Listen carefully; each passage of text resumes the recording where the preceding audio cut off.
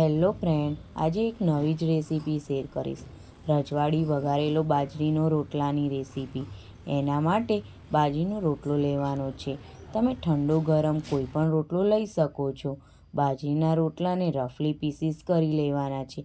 Mixer જારમાં grind કરી લેવાનો છે. એકદમ દાણેદાર આ રીતે પાવડર તૈયાર થઈ જશે. એકદમ દાણેદાર અને એક સરખો પાવડર તૈયાર થઈ જાય છે.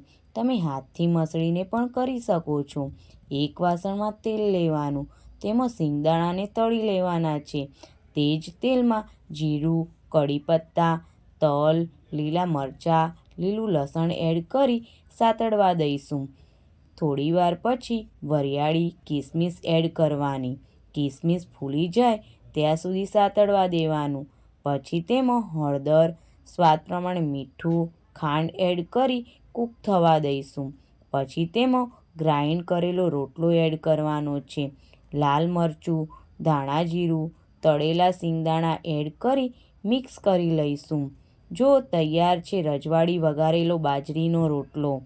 તેને દહીં કે ચા સાથે સર્વ કરી શકીએ છીએ. આ રેસીપી તમે પણ ટ્રાય કરજો. આ વિડીયો ગમ્યો હોય તો લાઈક અને શેર કરવાનું ભૂલતા નહીં.